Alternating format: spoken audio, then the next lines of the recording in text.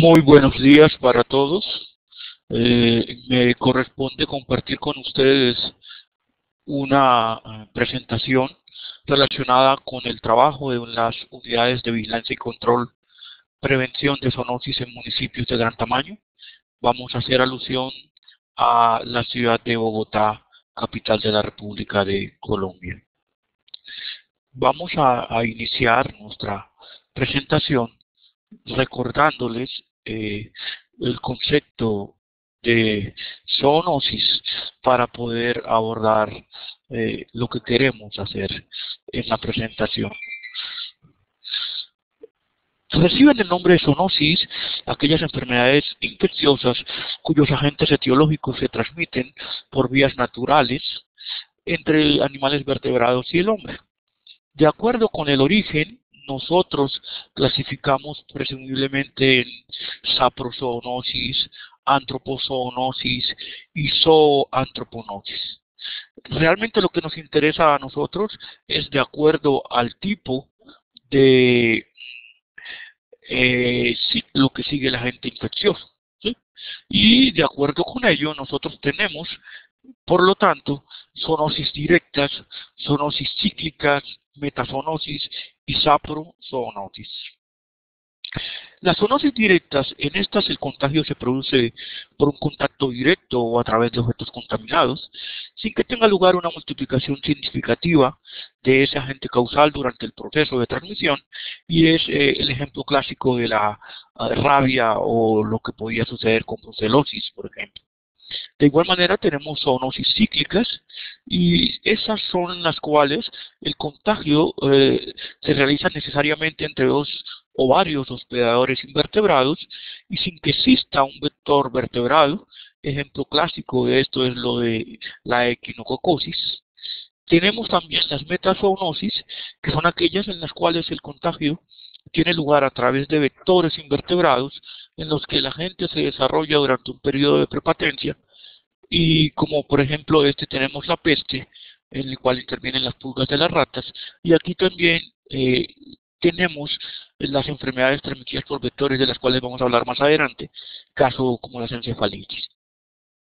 Por último, tenemos la saprozoonosis, en las cuales el contagio se verifica siguiendo una fase saprofita y otra parasitaria o bacteriana, como es el caso del botulismo, que es uno de los problemas frecuentes en la vigilancia en salud pública que tendremos. El objetivo general de toda lucha contra estas enfermedades contagiosas animales radica en que podamos impedir que haya producción o interrupción de los procesos epizootóticos, bien sea en áreas rurales o en áreas urbanas, como es el caso nuestro. De diferentes maneras podemos lograr ese control, esa lucha, ¿no? Se basa en tres parámetros del proceso epizootótico. Es decir, podemos hacer un trabajo de control de enfermedades zoonóticas aniquilando los reservorios de los gérmenes o fuentes de contagio, como por ejemplo combatiendo los insectos y roedores depredadores, o separando y sacrificando las poblaciones afectadas. También podemos hacer un control interrumpiendo el proceso de transmisión. Por ejemplo, cuando combatimos poblaciones de artrópodos vectores, o cuando nosotros paramos una feria o un mercado de animales, y de igual manera podemos hacer ese control de la forma más frecuente, que es influyendo sobre la sensibilidad de las poblaciones, por ejemplo, a través de las vacunaciones animales y a través de la mejora del medio ambiente.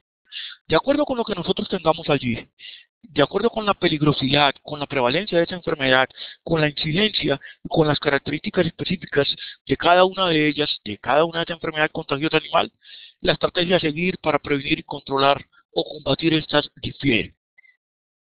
¿Qué sucede? Que estas premisas no están contempladas dentro del sistema de vigilancia epidemiológica de enfermedades zoonóticas que tiene nuestro país. Bueno, podría ser el ejemplo de algunos otros países de Latinoamérica.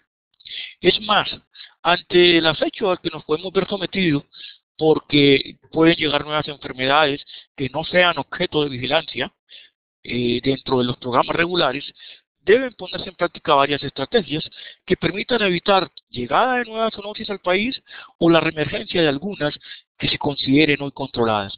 Y este punto es muy importante, sobre todo debido a que nuestro sistema no tiene mucha información sobre muchas zoonosis.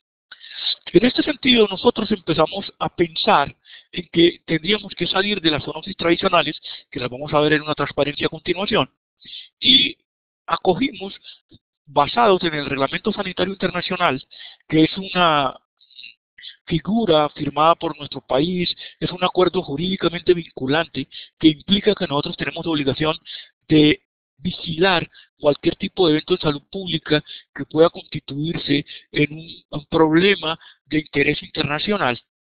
Y en ella se define algo muy importante para nosotros desde el punto de vista de vigilancia. Tiene que ver con los vectores. Y en el Reglamento Sanitario Internacional se acoge una definición que implica considerar vector todo insecto u otro animal que normalmente sea portador de un agente infeccioso que constituya un riesgo para la salud pública. En esta situación, nosotros tenemos una clasificación de vectores. Vectores biológicos, todo insecto u otro animal portador de un agente infeccioso, y en el cual dicho agente cumple con alguna parte de su ciclo biológico, y vectores mecánicos. Y los que tenemos, todo insecto u otro animal portador de un agente infeccioso externamente en alguna parte de su cuerpo y en el cual el agente no lleva a cabo parte alguna de su ciclo vital. Esto para nosotros en las ciudades es muy importante porque realmente estamos dejando de lado algunos vectores que serían transmisores de enfermedades y que no son objeto de vigilancia rutinaria nuestra.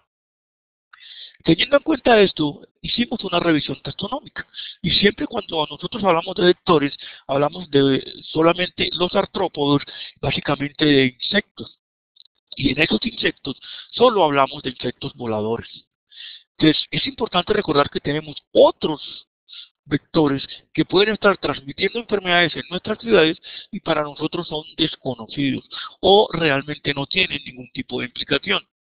Bajo esta premisa, nosotros encontramos que ya no vamos a hablar solamente de vectores de los insectos como los tenemos acá en la transparencia, sino que vamos a hablar de un grupo mucho más grande de animales que pueden transmitir enfermedades que serían objeto de vigilancia en salud pública. Esto nos permite acercarnos a otros problemas que están presentes en nuestra sociedad, pero que no son diagnosticados. Y de esa manera ampliamos el rango de nuestro quehacer como médicos veterinarios trabajando en otras enfermedades no de tipo tradicional. Y de igual manera estamos haciendo una vigilancia acorde con nuestra nueva realidad internacional, con otra cantidad de enfermedades que nos pueden llegar y que usualmente dentro de los programas regulares no son objeto de vigilancia. Para ello, hay que recordarles a ustedes que si están siguiendo esta grabación, si están siguiendo esta charla, deben enviar esta clave al correo electrónico que aparece allí con su nombre y apellido para poder mantener con ustedes comunicación constante.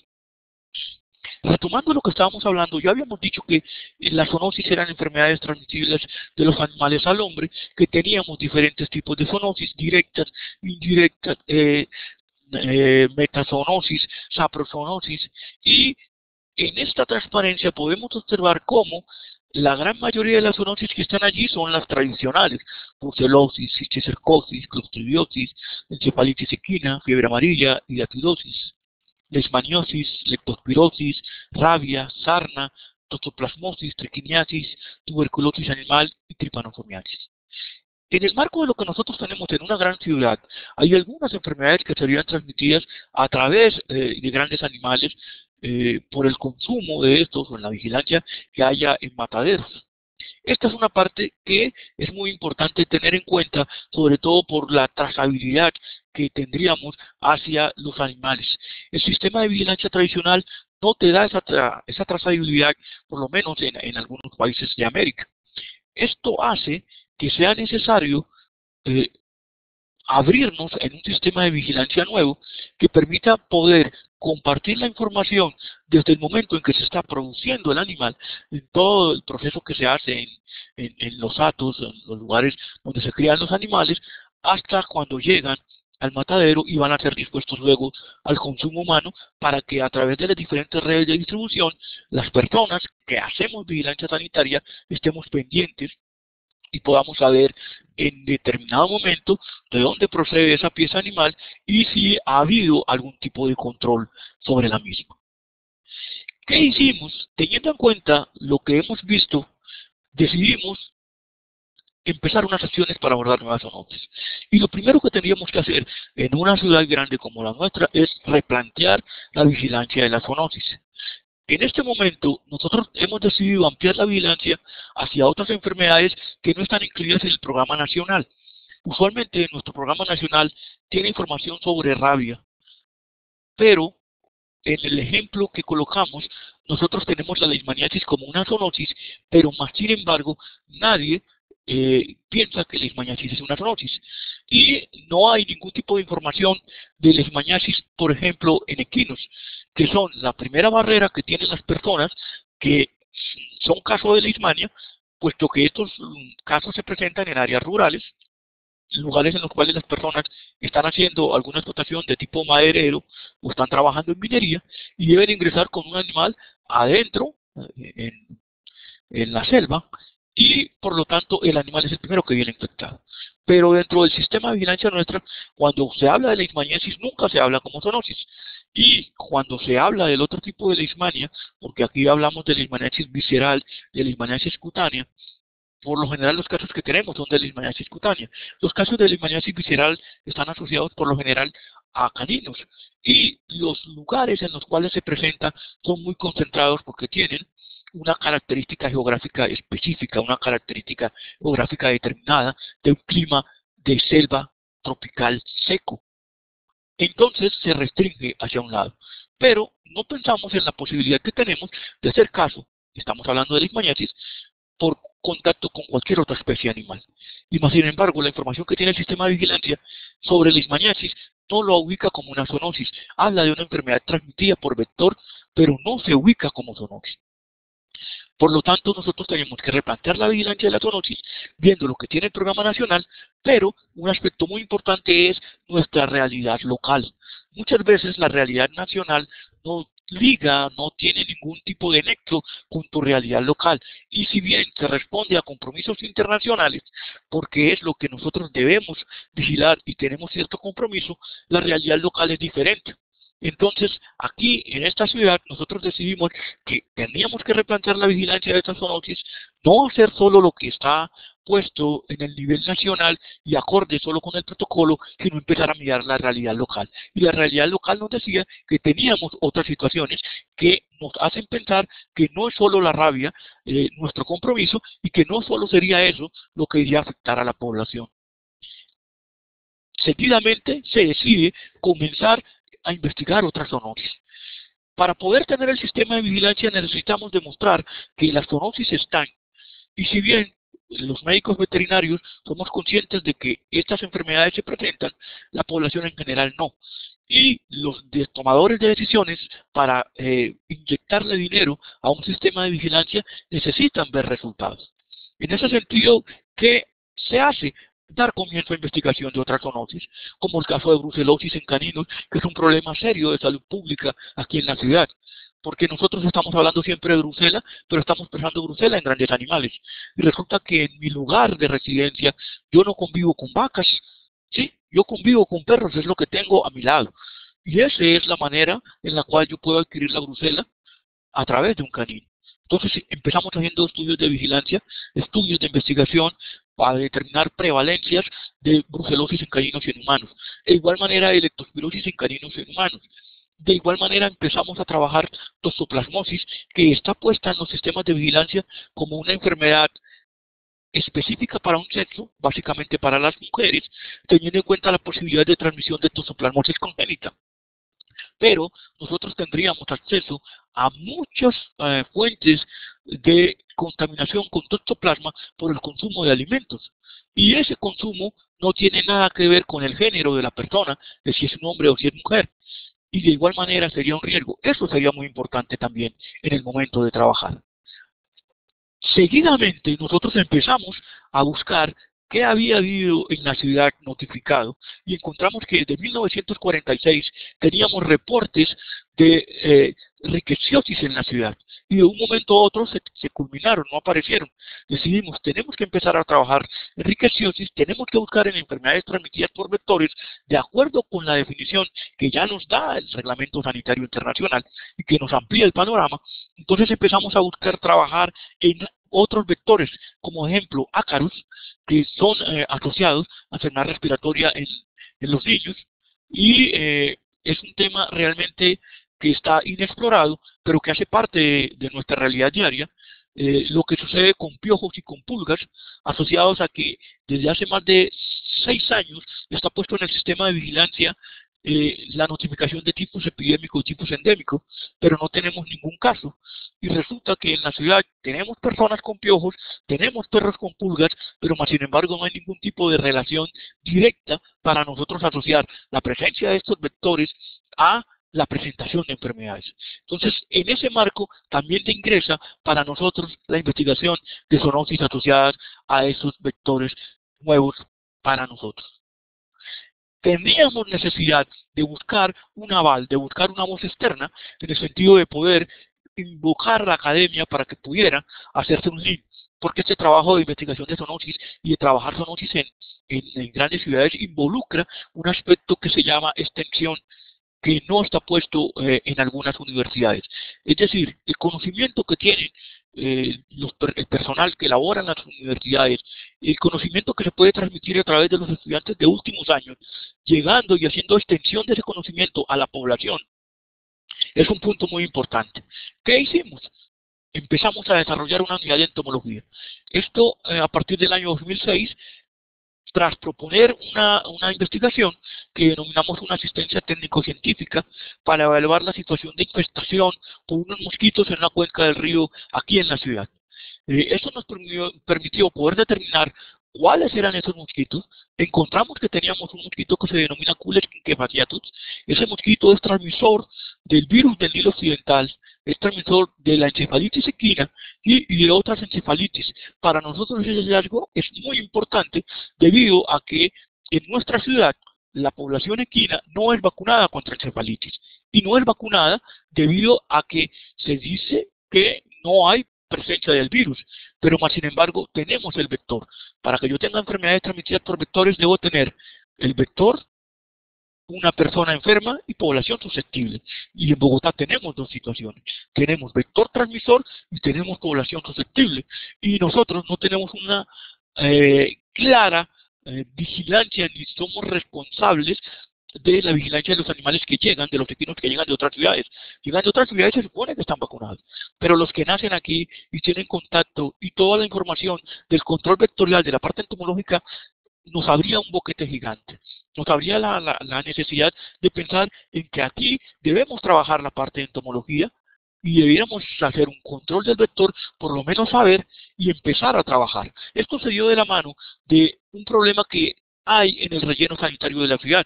Esta es una ciudad muy grande, una ciudad de 7 millones de habitantes, donde el manejo de las basuras se convierte en otro problema de salud pública. Se convierte en un problema de salud pública debido a la presencia de moscas por el manejo deficiente que se puede dar por parte de todos nosotros a esos residuos sólidos. De igual manera, allí entonces identificamos cuáles eran las moscas, el rango de acción que tenían, pero lo más importante para nosotros es pensar que en este sentido íbamos a tener otros tipos de zoonosis, porque hay vectores que son mecánicos en la transmisión de unos elementos para la población que vive en los alrededores del relleno, y que la estrategia de control allí sería diferente. Esto nos está empezando a abrir un panorama un poco distinto, porque cuando nosotros empezamos a replantear esa vigilancia, a hacer otras cosas, dijimos, necesitamos tener una unidad de entomología. Hablar de una unidad de entomología en una ciudad que se encuentra a 2.600 metros sobre el nivel del mar parecería ilógico. Parecería ilógico y la gente diría que no hay acción.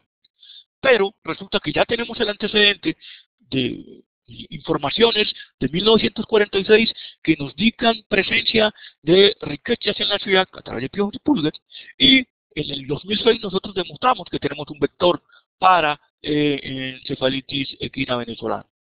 ¿Sí?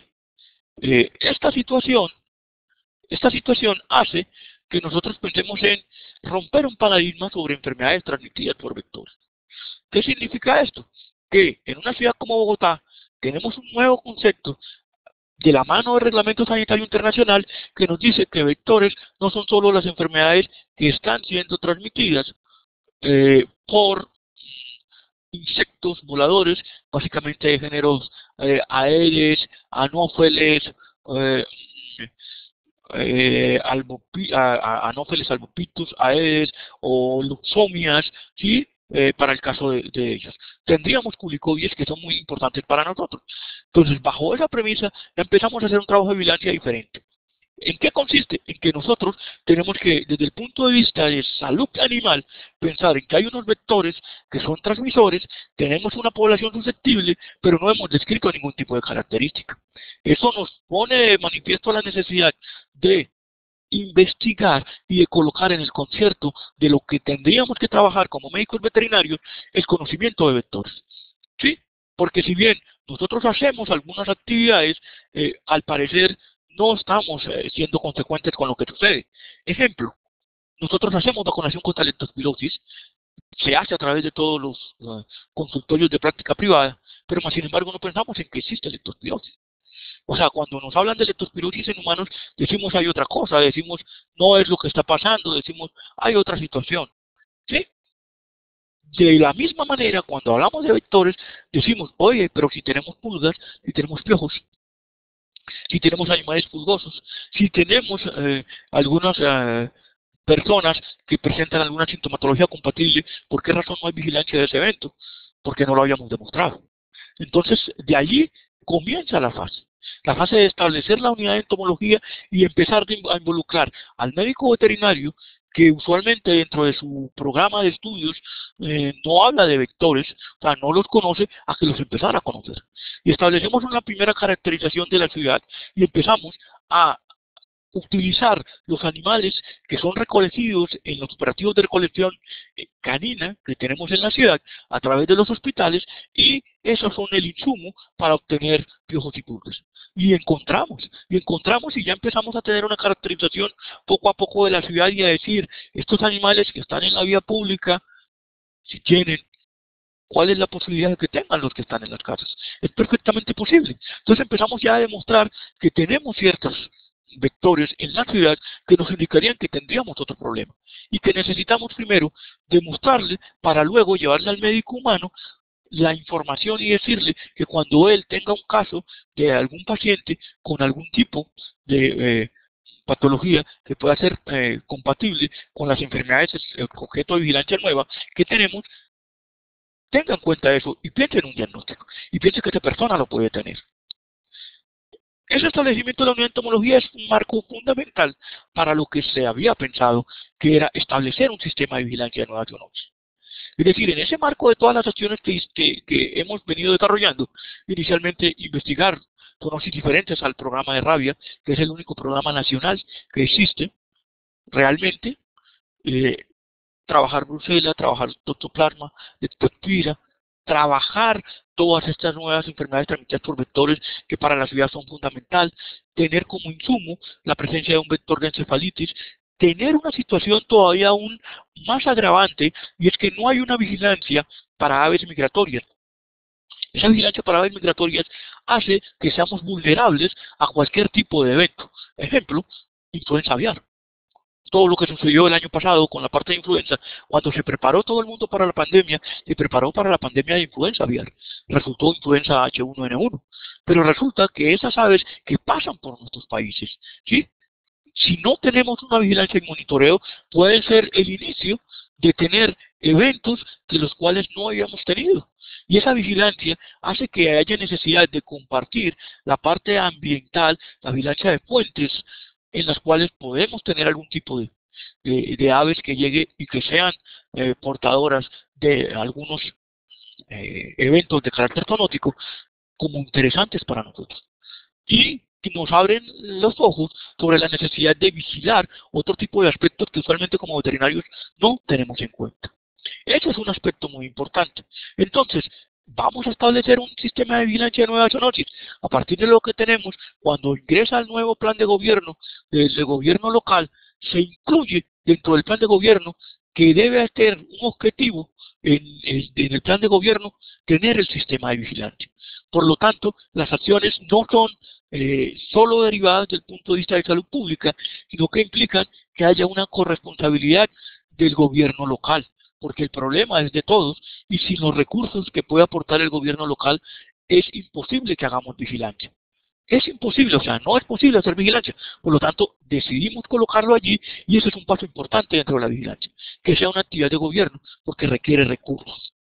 De igual manera, luego de eso tenemos que empezar a desarrollar el sistema, hacer un compromiso, hacer un cronograma, partiendo de la premisa de que hay un riesgo de salud pública que se encuentra en la población expuesta. Todos los habitantes de la ciudad están expuestos a un riesgo que lo expresamos en la siguiente transparencia, que es muy importante. Cuando trabajamos en salud pública, la población nos exige a los que trabajemos en ello estar seguro y sentirse seguro.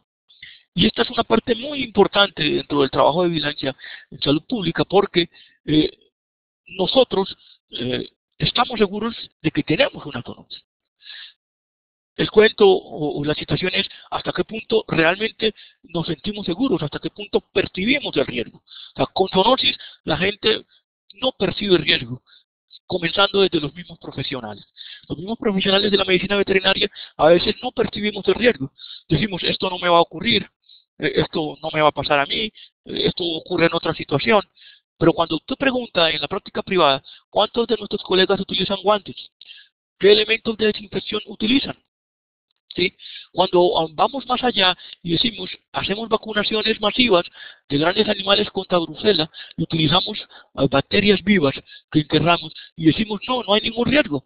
Cuando se acaba la vacunación se entierra el frasco porque existe un riesgo, mas sin embargo no lo percibimos. La población nos está exigiendo a los responsables de salud pública que estemos seguros, pero asimismo que los hagamos sentir seguros. Y ese punto es muy esencial. De todas maneras, nosotros sabemos cómo se transmiten las enfermedades, pero no percibimos el riesgo. ¿Sí? Y si eso lo hacemos, las personas que estamos trabajando diariamente, el público en general todavía tendría una percepción de riesgo mucho menor. ¿Cuál es nuestro objetivo? Entonces el objetivo es trabajar desde el punto de vista de zoonosis y trabajar algo que se llama comunicación de riesgo. La comunicación de riesgo es muy importante y lo que debemos trabajar en la comunicación de riesgo es hacer coincidir. ¿Qué vamos a hacer coincidir? El riesgo real con el riesgo percibido. La población nuestra tiene que percibir que tiene un riesgo real, tiene que darse cuenta de que es real que puede ser un caso de leptospira, de que es real que puede ser un caso de brucela, de que es real que puede ser un caso de toxoplasma, pero no es eso, sino que debemos transmitirle además la posibilidad de tener medidas de protección, medidas de prevención y control. Eso es una de las situaciones más importantes que nosotros debemos tener en cuenta al momento de trabajar en los programas de prevención y control de zoonosis. ¿Por qué razón?